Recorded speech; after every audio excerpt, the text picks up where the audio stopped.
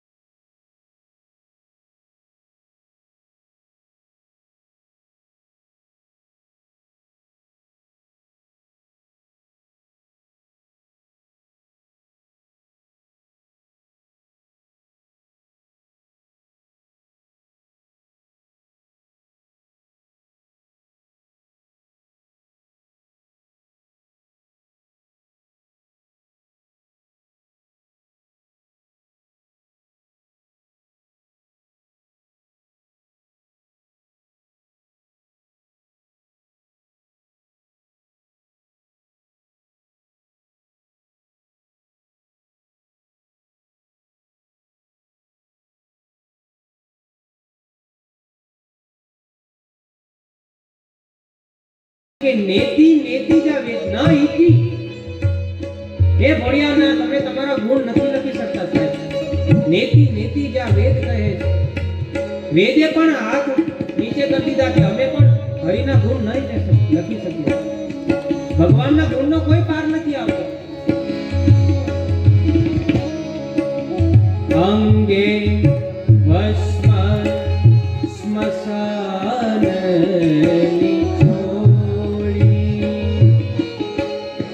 સંગે રાખો સદા ભૂત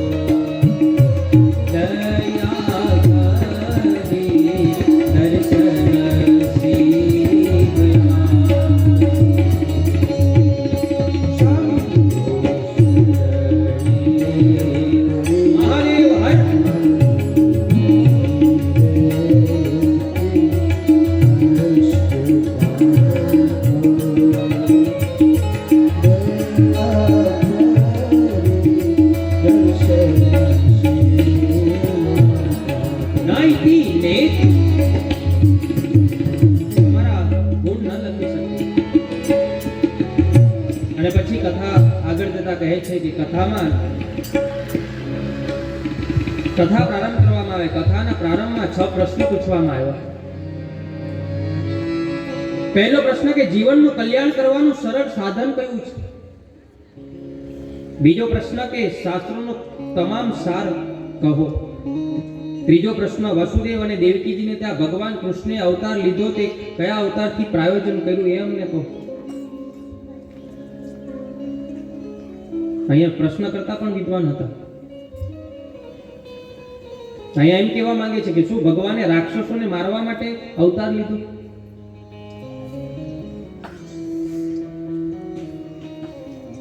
ભગવાને રાક્ષસોને મારવા માટે નહીં પણ ભક્તોને તારવા માટે અવતાર લીધો. આ રાક્ષસોને મારવા માટે ભગવાને ના આવવું પડે. ભ્રુકુટી વિલાસ સૃષ્ટિ લય હોય, ખાલી આમ ભ્રુકુટી ફેરવે ને તો આ પૃથ્વીનો નાશ કરી દે. એને શું રાક્ષસોને મારવા માટે આવવું પડે? અત્યારે લોકો નથી મરતા, કોઈને એટેક આવી જાય, કોઈ પડી જાય, હેમરેજ થઈ જાય. શું રાવણને, શિશુપાલને, કંસને ભગવાન મારવા માટે અવતાર લીધો છે? રાવણ રથમાં જાતો હોય ને રથનું ચાલુ રથમાં પૈંડું નીકળી ગયું ને રાવણ પડે, હેમરેજ થઈ જાય અને બોલો રામ, બોલો ભાઈ રામ. થઈ શકે. અત્યારે મૃત્યુ આપણે નિમિત્ત બનાવીએ ને, મૃત્યુ તો બધાને આવવાનું જ છે, પણ નિમિત્ત છે કે આ એક્સિડન્ટમાં મૃત્યુ પામી ગયો, આને એટેક આવી ગયો. બાકી મૃત્યુ તો આવવાનું છે, મૃત્યુને કોઈ ટાળી નથી શકવાનું સાહેબ. ગરુડ પુરાણ તો એમ કહે છે કે જ્યારે જન્મની તારીખ ન પડે ને પહેલા મૃત્યુની તારીખ નક્કી કરવામાં આવે. અને આપણું જીવન છે ને કોઈ શ્વાસ ઉપર નક્કી કરવામાં આવ્યું છે, આયુષ્ય પર, એટલે કે કોઈ વર્ષ પર નક્કી નથી કરવામાં આવ્યું કે ફલાણો ભાઈ ફલાણા વર્ષ જ જીવશે. શ્વાસ ઉપર નક્કી છે કે ફલાણો ભાઈ ફલાણા શ્વાસ લેશે કે એટલા અબજો શ્વાસ લેશે. શ્વાસ ઉપર નક્કી છે. એટલે સાધુ સંતો જોજો શ્વાસ રોકે, સાધના કરે. મૃત્યુ તો નિશ્ચિત આવવાનું છે.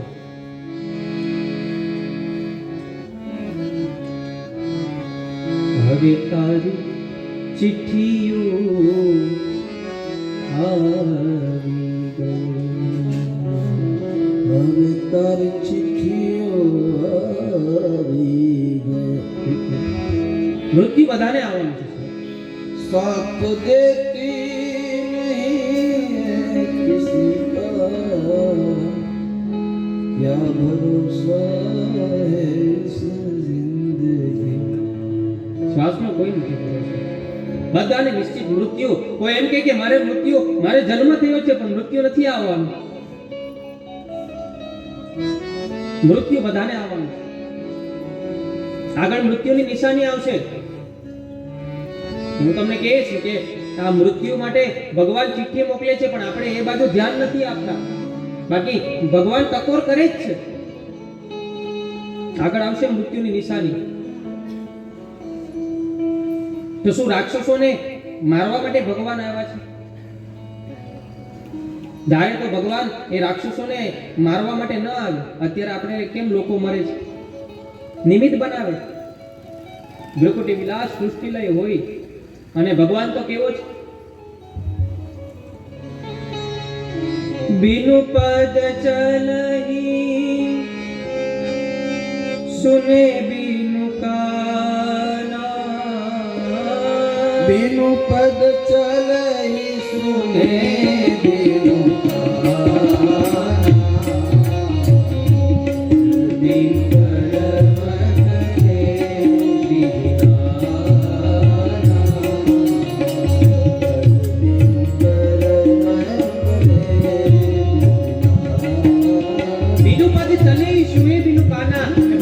પગની પણ જરૂર નથી ચાલવા માટે. કાન વગર પણ સાંભળી શકે, હાથ વગર પણ કર્મ કરી શકે. શું કહે છે? બિનુ પદ ચલે સુને બિનુ કાના, બિનુ કર્મ કરે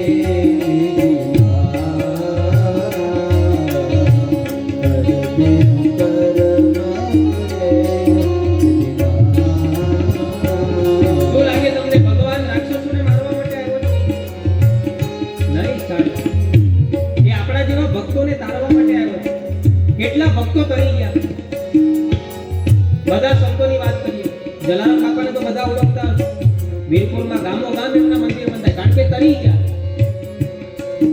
કારણ કે એ બધાએ તારું તારું કર્યું ને એટલે ભગવાને તારી દીધા. જેણે મારું મારું કર્યું છે ને ભગવાને મારી દીધા છે. કાઈ નથી સાહેબ, ભગવાનને કહેવાનું બધું તારું જ છે. જલા બાપાએ કીધું હતું કે બધું ભગવાનનું છે એટલે તરી ગયા. પત્નીને પણ દાનમાં આપી દીધી હતી.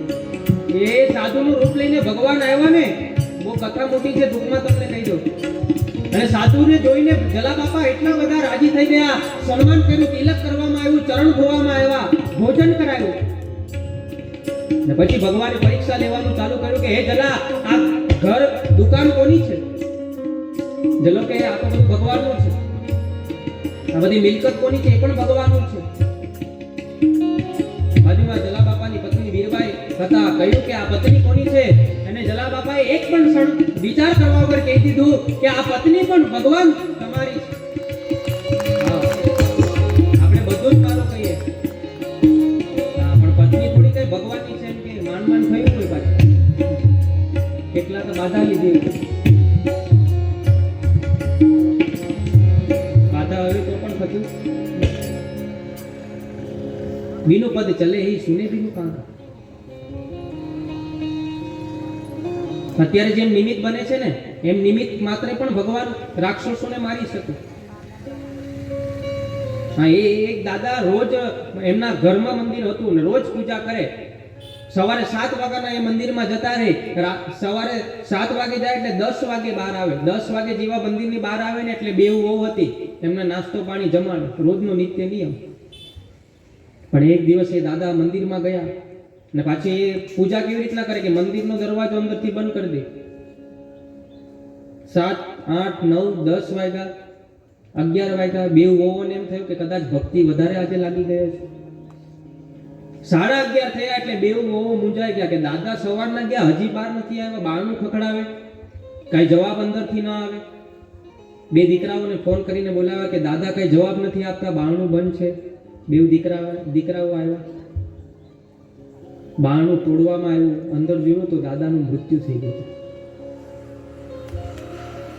વિચાર કરે કે પૂજા કરવા માટે ગયા હતા ને દાદાને મૃત્યુ થયું. મોટો દીકરો કે દાદાનું મગજ બહુ ખરાબ હતું, કદાચ હનુમાનજી સાથે બોલાચાલી થઈ હોય તો હનુમાનજીએ ગદા મારી હોય.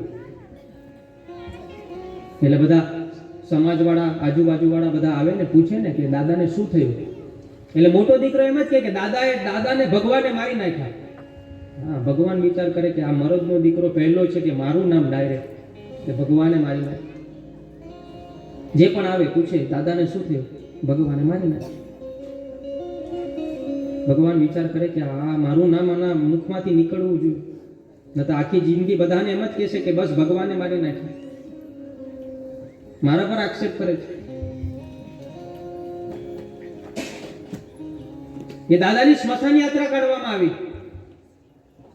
રામ બોલો ભાઈ રામ, રામ બોલો ભાઈ રામ. જે પૂછે શું થયું, રસ્તામાં કોઈ પૂછે શું થયું, બસ ભગવાને મારી નાખ્યા.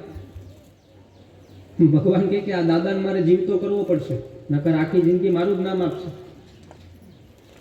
એટલે એ સ્મશાન યાત્રા નીકળતી હતી ને, ઠાઠડીમાં ભગવાને જીવ આપ્યો ને ઠાઠડીમાંથી દાતા સૂતડી તોડીને ઊભા થયા.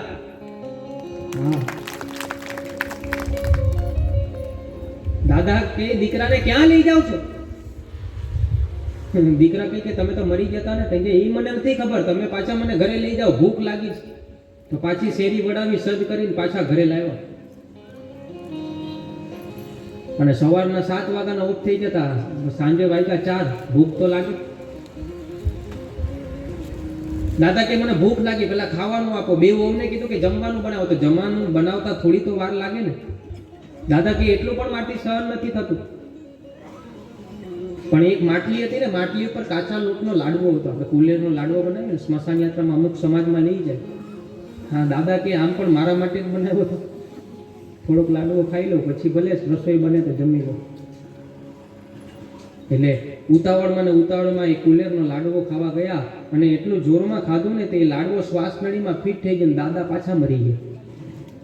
હા, બોલા સગાવાળાને પાછા ફોન કર્યો કે દાદા પાછા ગુજરી ગયા. સગાવાળા કે પેલા નક્કી કરી લો જીવતા છે કે નતા અમારે આટો થાય છે. ના આ વખતે તો કન્ફર્મ મરી જ ગયા છે. એટલે જે આવે એટલે પૂછે હવે શું થયું દાદાને? તેમ કે કાંઈ નહીં, લાડવો ખાતા ખાતા મરી ગયા. ભગવાન કે હાશ, મારું નામ તો ગયું. તમે વિચાર કરો, લાડવો શું કોઈને મારી શકે? હા, લાડવાને અમુક મારી દે 10, 15 ખાઈને, બાકી લાડવો કોઈને મારી ન શકે. પણ નિમિત્ત છે, ભગવાન છે ને એ મૃત્યુને નિમિત્ત બનાવે છે. રાક્ષસોને તારવા માટે નહીં, પણ ભક્તોને તારવા માટે ભગવાન આવ્યા છે. ખાલી એ ભગવાન ધારે ને તો એ કોઈને જન્મ પણ આપી શકે ને ધારે તો એ મારી પણ શકે. બધું ભગવાન ઉપર છે. મૃત્યુ પરથી નક્કી થાય ભગવાન આ જે જીવ ગયો છે એનું ચરિત્ર કેવું હશે. ચોથો પ્રશ્ન કરતા કહે છે કે ભગવાને જે અવતાર ધારણ કર્યા એ અવતાર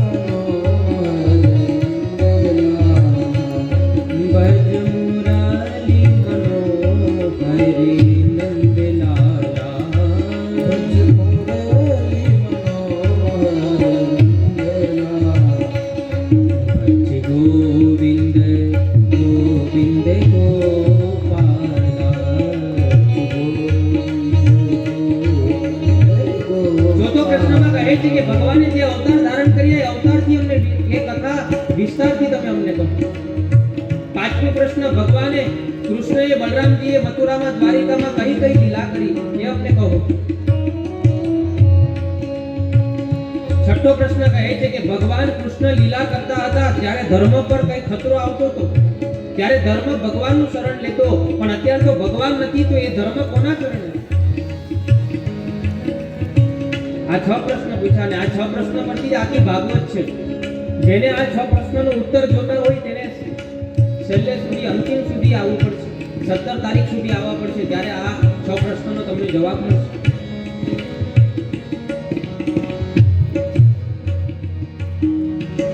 તો આ 6 પ્રશ્ન પૂછ્યા અને પછી સુખદેવજીની વંદના કરી.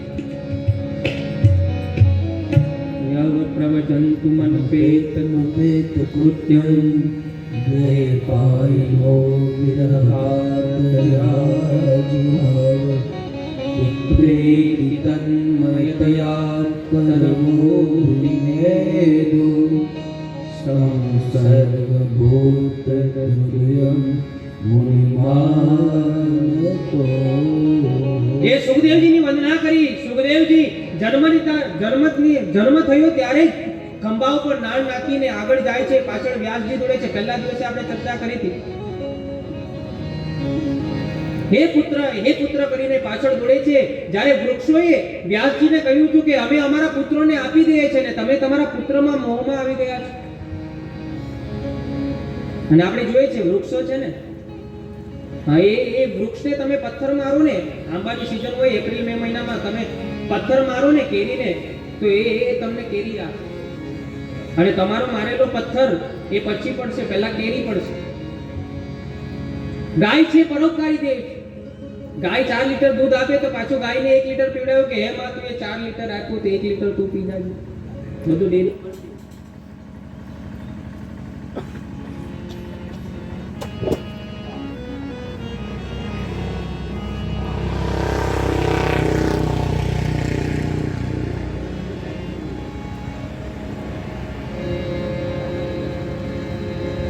જે પરોપકારી દેવ. ગાય આપણું પરોપકારી દેવ છે અને ગાય જેટલું કોઈ પવિત્ર નથી સાહેબ, યાદ રાખજો. જે કદાચ 1 ચમચી પણ રોજ ગૌમૂત્રનું સેવન કરે ને એને જિંદગીમાં મોટો રોગ નથી થતો. મોટી મોટી કેન્સરની હોસ્પિટલમાં ગૌમૂત્રનો ઉપયોગ કરવામાં આવે.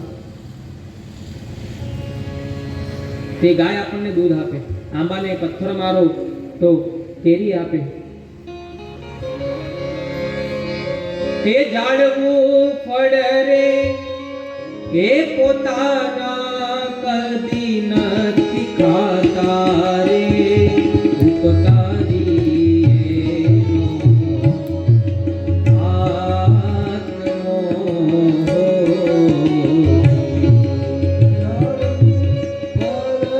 રે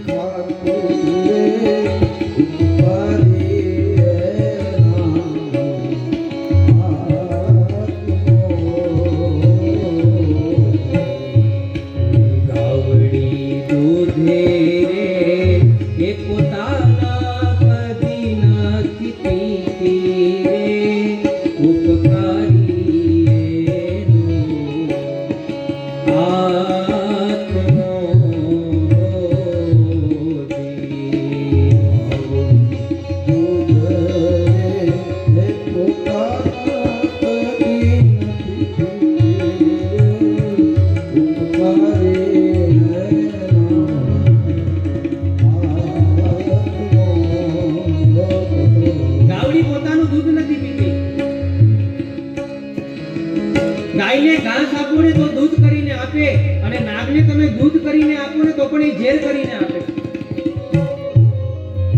પવિત્ર છે ગાય. આગળ શું કહે છે કવિ?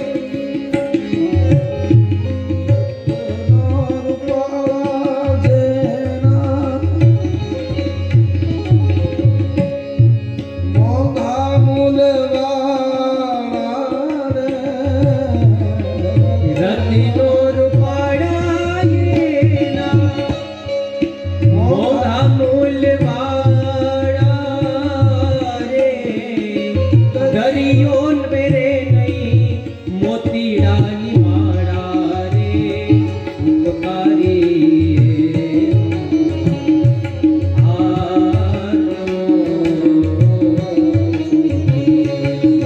દરિયો પેરે નહીં મોતીડાની માળા રે,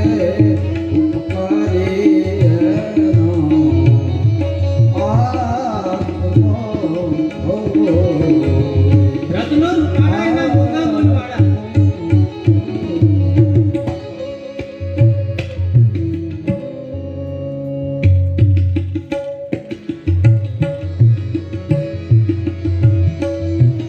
એ દરિયામાંથી રત્નો નીકળે છે, પણ કોઈ દિવસ એ રત્નની માળા લઈને દરિયા પાસે ગયો કે તારામાંથી જે રત્ન નીકળ્યા હતા હું તને માળા પહેરાવું? નથી કહેતા કે દરિયો ઉપકારી છે. અંગડા ખેડાવીને કણની પજાવતી રે, અંગડા ખેડાવી તો કણની પજાવતી રે, એજી ઓલી ધરતી એ પોતાના કણ નથી ખાલી રે, ઉપકારી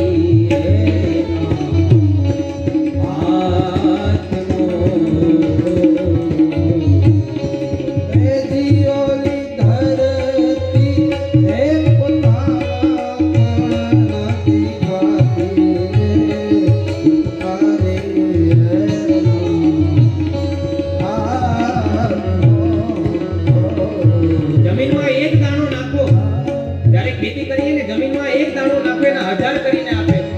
એ કણ આપે છે આપણને, પણ પાછા એને નથી આપતા. અંગડા ખેડાવીને કણ નીપજાવતી, એજી ઓલી ધરતી તો પોતાના કણ નથી ખાતી. ઉપકારી. અને જે પણ ઉપકારી હોય ને એની પૂજા થતી હોય. ગાયની આપણે ત્યાં પૂજા થાય.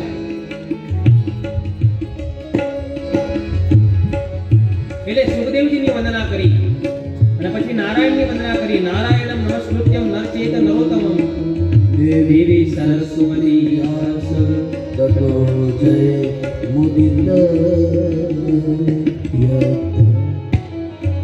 નારાયણની વંદના કરી, સરસ્વતીની વંદના કરી. કારણ કે સરસ્વતી વગર કથા થઈ નથી શકતી.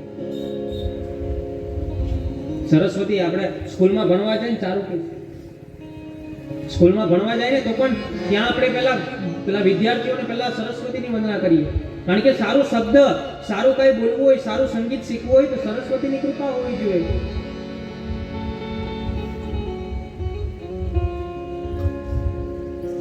બધા જ આપણે સરસ્વતીની વંદના કરીએ, નારાયણની વંદના કરીએ. સ્કૂલમાં આજે વિદ્યાર્થીઓ ગાતા હશે, ખબર હશે.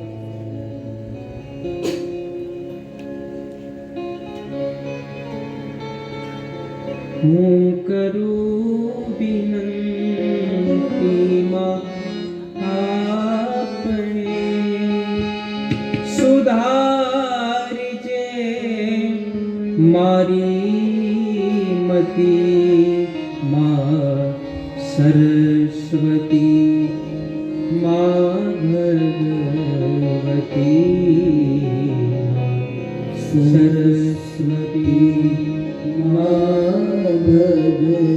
મારી મતિ સુધારજે. સારી બુદ્ધિ સરસ્વતી આપે. અને જે વિદ્યાર્થી હોય ને એને સરસ્વતીની પૂજા કરવી અને ગણપતિ બાપાની પૂજા કરવી.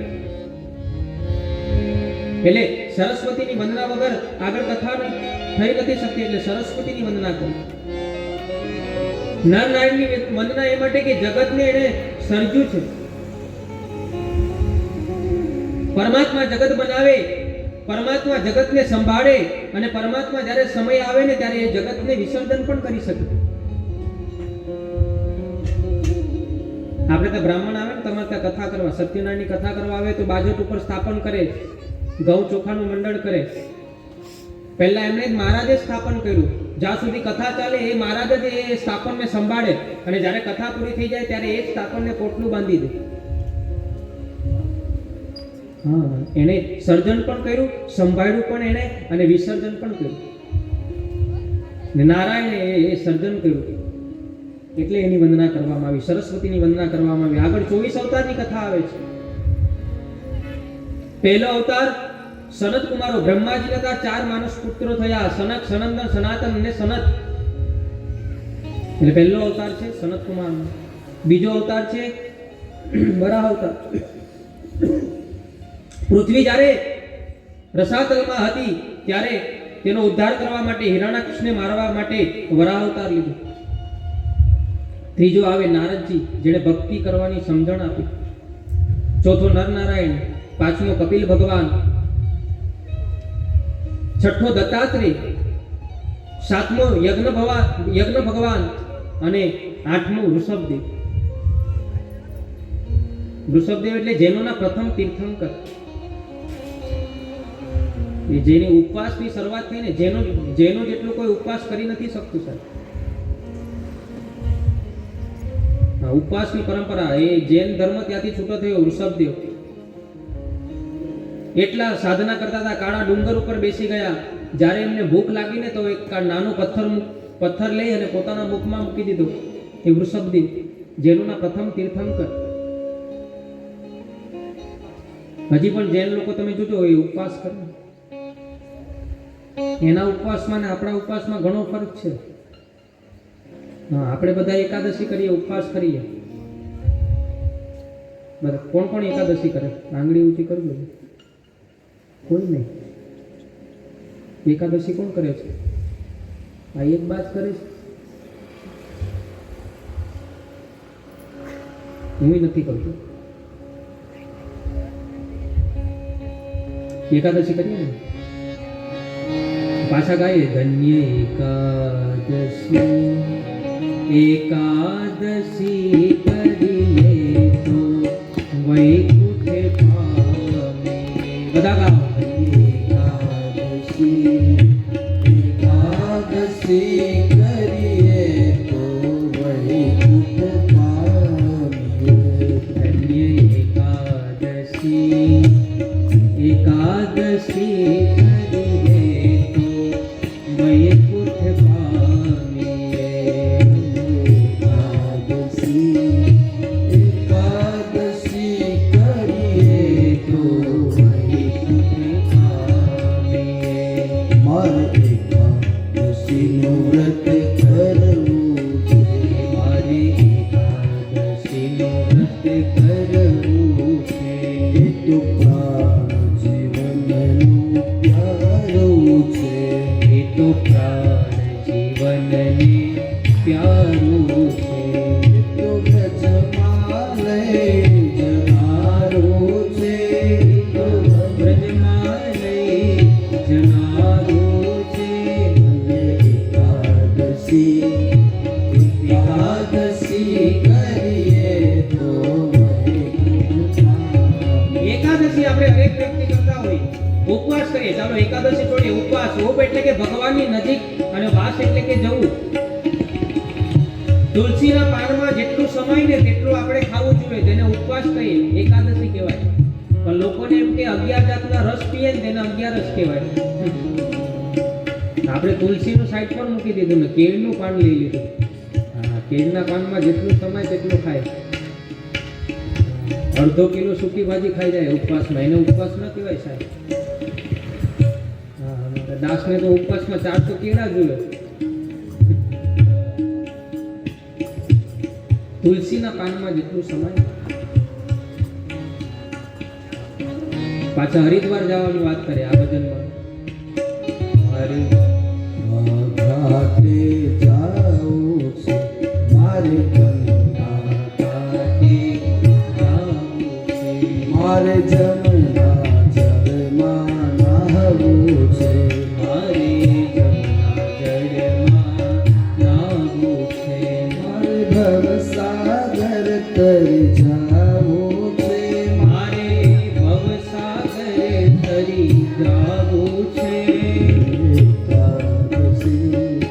એકાદશી કરીએ તો વૈકુંઠ પામીએ ધન્ય એકાદશી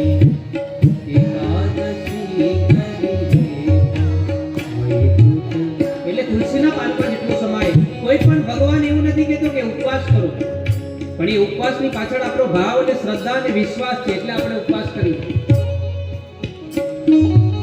એટલે આઠમો ઋષભદેવ, પૃથુ અવતાર, મત્સ્ય અવતાર, કુર્મા અવતાર, ધર્મંતરી, મોહિની, નરસિંહ, વામન, પરશુરામ, વેદવ્યાસ, રામાવતાર, બલરામજી, કૃષ્ણ, બુદ્ધ, કલ્કી, હંસ ને હયગ્રીવ આવા 24 અવતારની કથા બતાવી.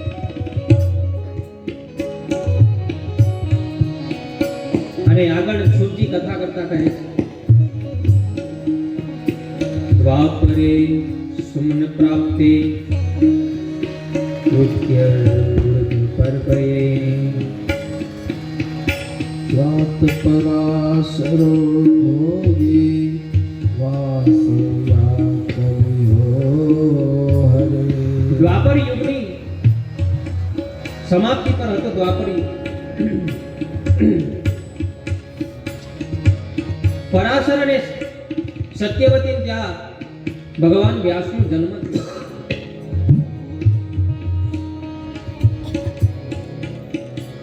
એક દિવસ વ્યાસજીને વિચાર આવ્યો કે મેં એટલા બધા શાસ્ત્રો લેખા છે, એટલા બધા પુરાણો લેખા છે, પણ માણસની પાસે અત્યારે થોડોક પણ સમય નથી, તો એ પુરાણો શાસ્ત્રો ક્યારે વાંચશે?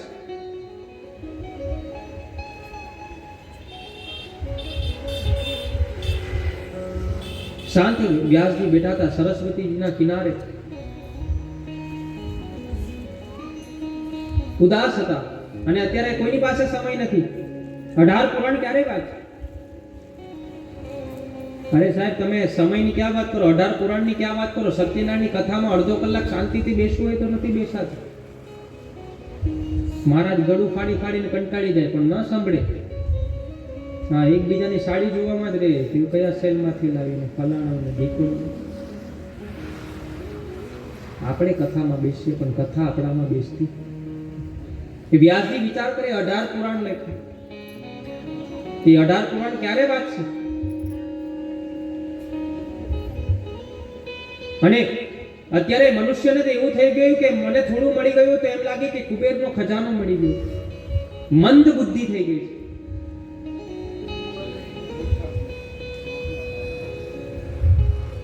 જુવારની ઢગલીમાં ઉંદર પડે ને તો ઉંદર એ 2 મુઠ્ઠી ભરી લે, તો ઉંદરને એવું હોય કે મને ખજાનો મળ્યો છે, પણ ઉંદરની મુઠ્ઠીમાં કેટલા દાણા આવે? ફક્ત 2 દાણા. એ માણસને થોડું ઘણું મળ્યું ને એટલે માણસ કહે કે મને બધું મળી ગયું. હા, 2-4 બંગલા આપી દે, 2-3 ગાડી આપી દે, આવું ભગવાન રમકડા આપી દે ને તો ભલા માણસને પછી અભિમાન આવી જાય કે બસ બધું મને જ મળી ગયું અને મારા મહેનતથી જ મળ્યું છે. ખાલી મહેનતથી પણ નથી મળતું, તમારી મહેનત પુરુષાર્થ તો જોઈએ જ, પણ સાથે ભગવાનની કૃપા પણ હોવી જોઈએ તો મળે.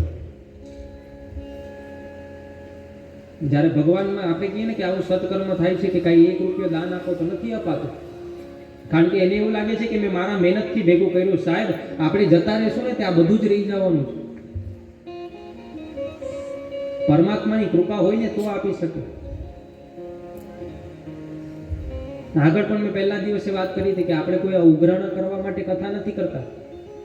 આ તો કથાનો બધાને લાભ મળે એ માટે કથા કરીએ. તો જેમને પણ કઈ ઈચ્છા લાગે કે મારે કઈ કથામાં આપવું છે તો ભાવ અને શ્રદ્ધાથી આપવાનું. કોઈને એમ લાગે કે અહીંયા રોજ મહાપ્રસાદનો ભંડારો થાય છે તો કોઈને કઈ મહાપ્રસાદમાં આપવું હોય, એકલાથી ન અપાય તો 2-4 જણ થઈને પણ કોઈ એક દિવસ મહાપ્રસાદ આપે. જેના પેટમાં અન્ન જાશે ને એ અંતરના જે આશીર્વાદ નીકળશે ને, તમે કોઈ દિવસ દુખી નહીં થાવશો. હા, કાંઈ પણ ભગવાને તમને કાંઈ હરી ઈચ્છા, તમને જે ઈચ્છા જાગે. ફૂલની તો ફૂલની પાકડી આપજો, ખાલી ફૂલની પાકડી જ નહીં આપતા, પાછા જોડી આવે તો નકર ફૂલની પાકડી નાખજો. જે પણ ઈચ્છા, કારણ કે એકલા હાથથી નથી થતું, એક હાથથી તાળી નથી પડતી. આ આપણા આખા ગામની કથા છે. કોઈ એકલાની કથા નથી. અને અહીંયા કદાચ 2 પૈસા વધી જશે ને તો આમાંથી કોઈ નથી લઈ જવાનું. તમને એમ લાગે જતીનભાઈ લઈ જવાનું છે તો હું નથી લઈ જવાનું. હા આવ્યા છે તો આ લોકો લઈ જશે એવું નથી.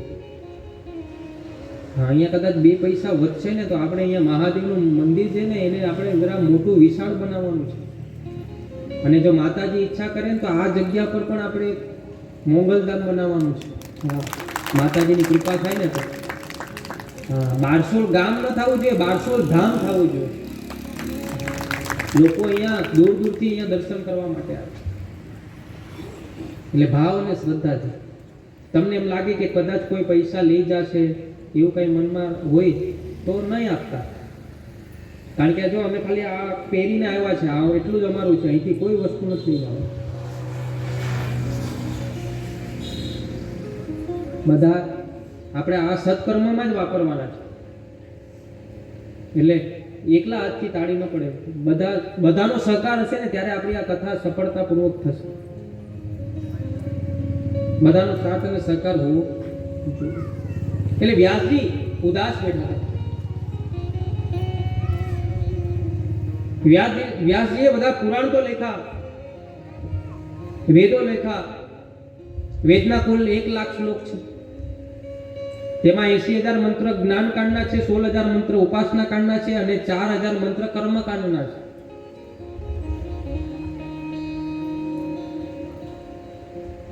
એ આ વેદના 4 ભાગ કરી 4 શિષ્યોને ભણાવ્યા.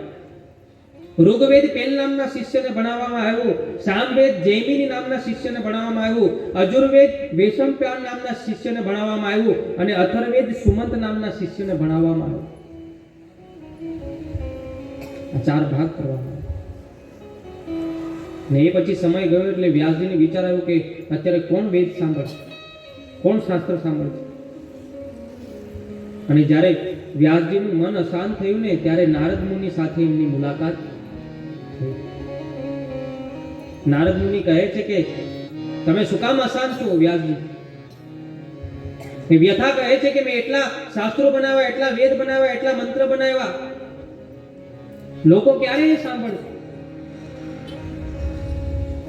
ત્યારે નારદ મુનિ કીધું કે તમે એટલા બધા શાસ્ત્રો તો લખ્યા પણ તમે પ્રેમ શાસ્ત્ર નથી લખ્યા.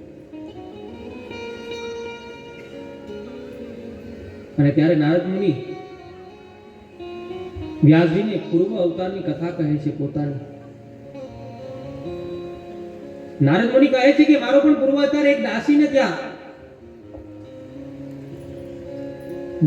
મારો જન્મ થયો, બાપુજીનું મૃત્યુ થયું હતું. મારી માં મને સંભાળ રાખે છે. મારી માની હું સેવા કરતો હતો. એક દિવસ અમારા ગામમાં ઘણા બધા સંતો ચાતુર્માસ કરવા માટે આવ્યા. એટલે ચાતુર્માસ કરવા માટે આવ્યા ને ત્યારે મારી માં મને મોકલતી કે જા સાધુ સંતની સેવા કરવા માટે જા. પણ ત્યારે મને એ ભક્તિમાં મને મજા નથી આવતી, મારું મન એ ભક્તિમાં લાગતું નથી. પણ માં મોકલે એટલે હું જાઉં. સત્સંગમાં મને કોઈ મન નતું લાગતું. એ ચાતુર્માસમાં સાંજે સાધુ સંતો સત્સંગ કરે છે અને ગામવાસીઓ બધા સાંભળે છે, પણ મને મારી માએ કીધું હતું એટલે હું જાતો હતો, બાકી મારું મન લાગતું નહોતું. પણ ધીમે ધીમે હું જવા લાગ્યો ને પછી મારું મન એ સત્સંગમાં ચોંટી ગયું. આપણે પણ જોયું ને, નાનો છોકરો હોય ને એડમિશન કરાવો સ્કૂલમાં, 2-4 દિવસ ખૂબ રડે. 1 દિવસ મોકલો, 2 દિવસ, 3 દિવસ, 4 દિવસ મોકલો, પછી એનું એ છોકરાનું મન સ્કૂલમાં લાગી જાય. પછી તમારે એને હાથ પકડીને ગાડીમાં ન બેસાડવો પડે, જાતે બેગ લઈને તૈયાર થઈ જાય. એટલે હું રોજ સત્સંગમાં જતો હતો ને એ મારું મન એમાં લાગી ગયું. પછી તો સાધુ સંતના ચરણ દબાવું, એમની સેવા કરું, એમને રસોઈ બનાવી દઉં. હું ઘરે પણ ઓછો સમય જાતો. એ સાધુની સેવામાં જ મને સાધુ પ્રત્યે પ્રેમ લાગી ગયો.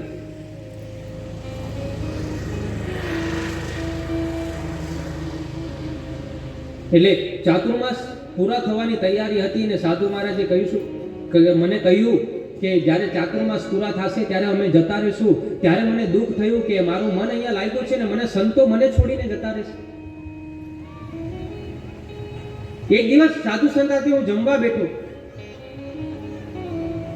એટલે સાધુએ પોતાનું એઠું ખાઈને મને આપી દીધું, અને એ મેં ખાધું ને તો મારા પર એ સંતની કૃપા થઈ. સંત ઘણી રીતના કૃપા કરે, સાધુ સદગુરુ ઘણી રીતના કૃપા કરે. એના થાળીમાંથી કાંઈ લઈને તમને આપી દે પ્રસાદ રૂપી, સમજવાનું કે આ સંત ઉપર આપણા પર કૃપા છે. આ સંતની સત્સંગ કરતા હોય કોઈ સદગુરુ સંત બ્રાહ્મણ અને વારે વારે જેની પાસે જુએ તો સમજવાનું કે આપણા પર એમની કૃપા થઈ છે. સંતને જે ભાવતું હોય ને આપણને અડધું આપી દે તેમની કૃપા થઈ. પછી સંતને કારેલાના ભાવતો હોય ને અડધું કારેલું આપી દે એ નહીં, અડધું જે કઈ પણ પ્રસાદ રૂપી તમને આપે ને તમે જે આરો તો સમજવાનું કે આપણા પર આ ભગવાનની સંતની કૃપા. પણ એ મને આંખમાંથી અશ્રુ આવી જતા કે આ સંતો જતા રહેશે તો મારું શું થશે. મને પણ એક વખત વિચાર આવ્યો કે ચાલ હું સંત માટે જતો રહું, સંતની સાથે જતો રહું, પણ મારી માં એકલી હતી, વિધવા હતી, એની સેવા કોણ કરે.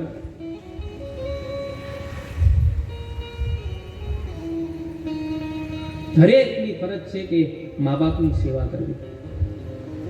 મા બાપની વિશેષ કાંઈ નથી જોતું, ખાલી 2 ટાઈમ ભોજન તમે આપો, અડધો રોટલો આપો, વિશેષ બીજું કાંઈ નથી જોતું, છતાં આપણને નથી ગમતા.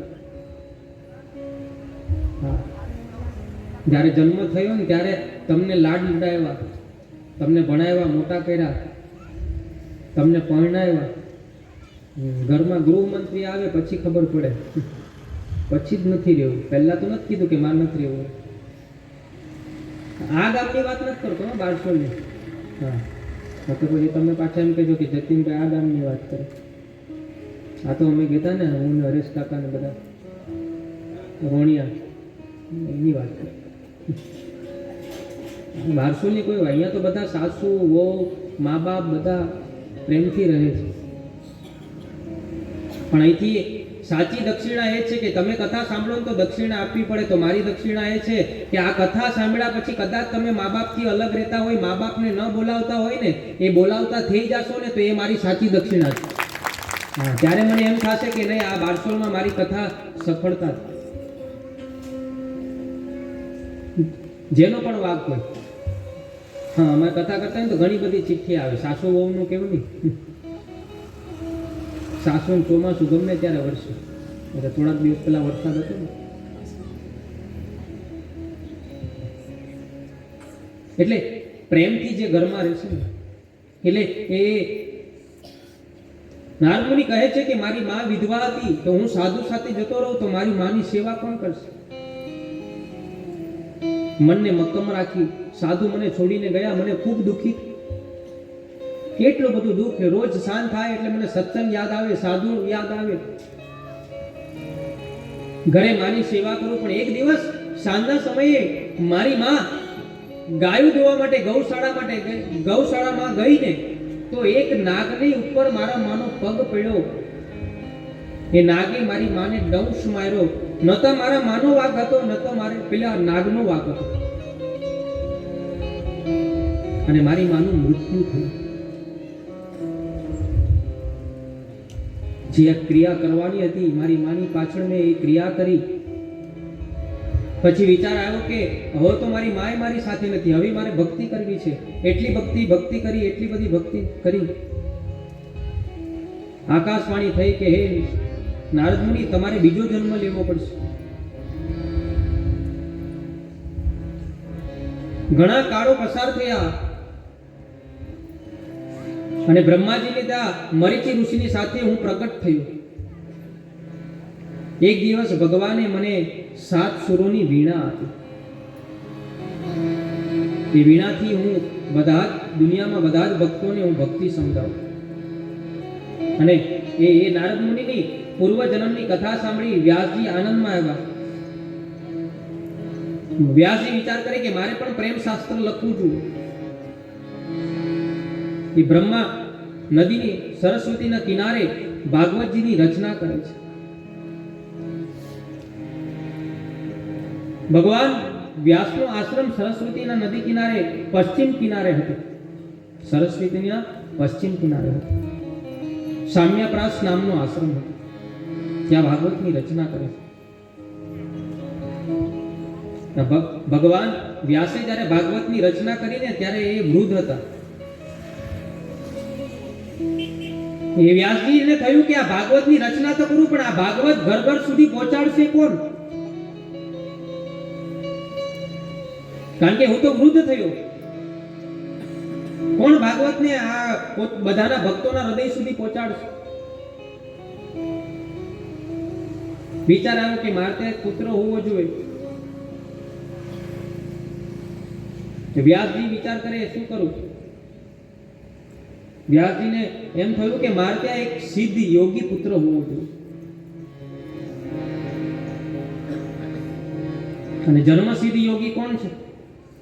વ્યાસજી વિચાર કરે છે, પણ વિચારમાં એને ખબર પડી કે જન્મ સિદ્ધ જો યોગી હોય ને એ છે મહાદેવ.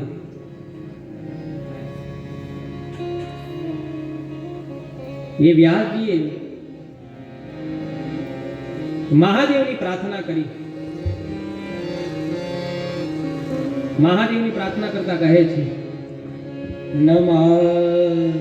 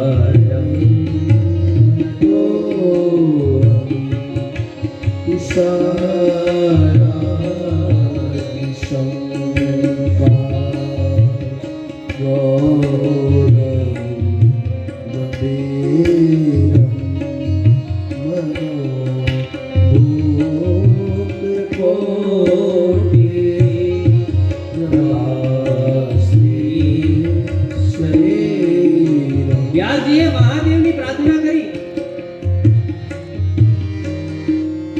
અને એ મહાદેવે પ્રાર્થના સ્વીકારીને વ્યાસજીની સામે આવ્યા. વ્યાસજીને કહ્યું કે બોલો વ્યાસજી શું કામ હતું?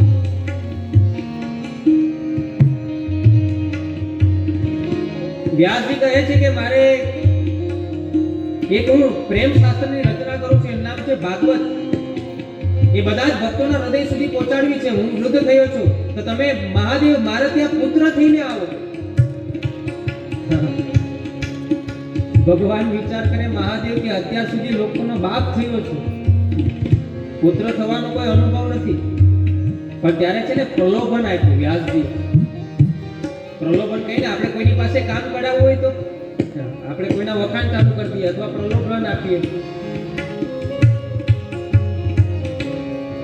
પ્રલોભન આપીએ એટલે એ માણસ ફૂલાઈ જાય. એક શિક્ષક હતો ને એને ત્યાં એટલી સરસ બિલાડી હતી, એટલી સરસ. તમે જુઓ ને તો એ બિલાડીને, એ શિક્ષકનો દીકરો એ બિલાડીને એટલી બધી સાચવે, રોજ સ્નાન કરાવે, રોજ એને તૈયાર કરે,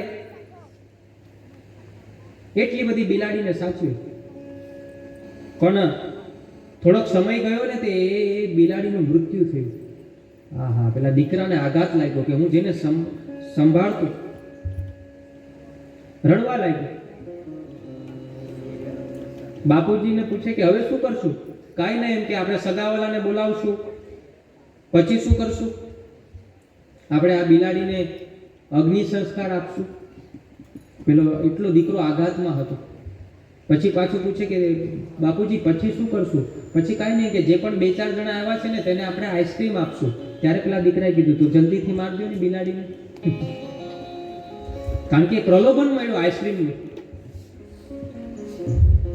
એટલે વ્યાસજીએ પ્રલોભન આપ્યું કે મારે ત્યાં તમે દીકરો થઈને આવશો ને તો તમને તરત સમાધિ લાગશે. ભગવાન મહાદેવ કહે છે કે સમાધિ તો પહેલા યોગ કરવા પડે, એક આસન પર બેસવું પડે, અને પછી 8મી સમાધિ છે. વ્યાસજી કહે છે કે મારી પાસે એવો ઉપાય છે કે તમને તરત સમાધિ લાગે. અને એ વ્યાસજીની પ્રાર્થના ભગવાન મહાદેવે સ્વીકાર કરી. મહાદેવ વિચાર કરે કે કાંઈ નહીં, હું તમારા દીકરો થઈને આવું.